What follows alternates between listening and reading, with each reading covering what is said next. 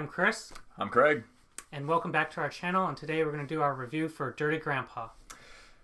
Yeah, Dirty Grandpa. So it's Zac Efron, Robert De Niro. Zac Efron's about to get married. His grandma just died, and his grandpa wants him to drive him to Florida. But he has ulterior motives. He wants to go to spring break, party like crazy, and kind of convince Zac Efron not to marry his wife because he thinks he's making a bad decision by trying to live such a structured life. That actually doesn't sound terrible on paper. But it is. What did you think? It was a bad movie. I laughed a lot in this movie, though. There are some parts that I did laugh, but overall, I didn't.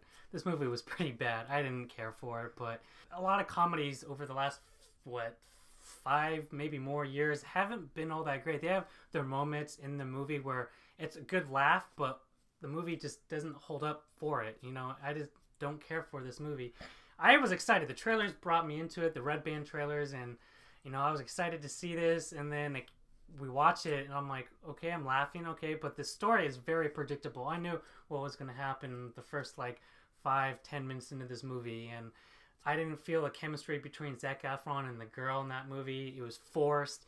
I didn't believe it whatsoever. Aubrey Plaza, she had some funny moments in that movie, but overall, everything I didn't like about this movie. But I have to say, Robert De Niro and Zac Efron did a okay job for what was given to them. So to me, this movie is like watching a 1947 Buick, like a classic, beautiful car, and then you see this 1987 Chevy Corvette, and they just crash into each other, and they see each other coming, and they do it anyway. This movie was awful. This was so bad. De Niro, at least at points, it looks like he's trying, but he's trying with terrible dialogue.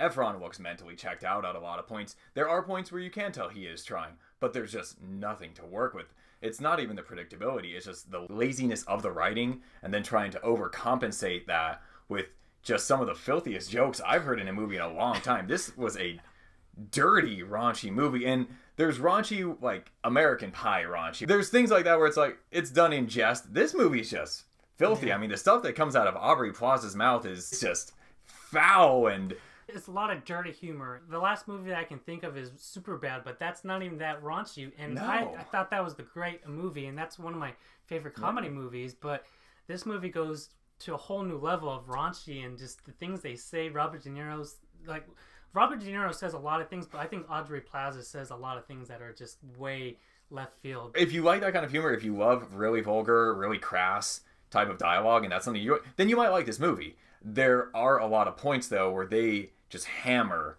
a joke to death and keep revisiting it and revisiting it. There's one scene in particular, I think you know which one I'm talking about, at the end. Maybe not. But there's a scene towards the end where they make a joke, it doesn't hit, and then they try to make another version of that joke, and then they explain why they're doing that joke, and then they make the other joke. You'll get it when and it's just, we weren't alone in the theater. No one laughed. You could hear a pin drop, and this lasted like a minute and a half of just beating this joke into you. It just doesn't work. If you want to see Zac Efron on a thong, there's that. Yeah. There's not a lot else to say about this. I mean, what do you got? You even think about a score for this? What are you thinking? Yeah, I'm just gonna give it a 5. I don't care for this movie. A 5. Give it a half. Because I laughed. I laughed more than you. You did. So I laughed at some of the jokes. You did. Some of the jokes I found funny, but that's just me because I find raunchy humor hilarious. But this one just didn't fit in the movie. But I give it, a few of them did work for me, and I did laugh at them. So you did have more chuckles than me. I did. I give it a 5. Ooh. All right. Well, I feel like I'm being rather generous here. So my score actually represents a few different things. It represents the number of times I laughed. It represents the score I actually give this movie. And possibly the length of these two actors' careers if they keep making choices like this. 2.5. This was, again, it was bad. I've seen some bad comedies recently, but this takes the cake. This is worse than the Hangover sequels. Just wasn't good. And it's unfortunate to see when you have two talented actors in a premise that could have been funny if it was written better, but it just wasn't. Yeah. And that's about all we have to say about that. So, anything else you got to wrap up with? No, just beware when you go see it. You may be disappointed big time. That's all. Yeah, temper your expectations. This isn't the De Niro or Efron you are looking for, that's for sure. But anyway, I think that's about all we have for now. Hopefully we'll have some more things coming out in the near future. There's a lot of movies coming out. I know, looking forward to Deadpool things coming out in February, even stuff at the end of this month here. So hopefully we will. Any questions, comments, concerns, we'll have all our information below like usual. Like, subscribe, do all that stuff, and that's about it. Yep. Thank you. Thanks.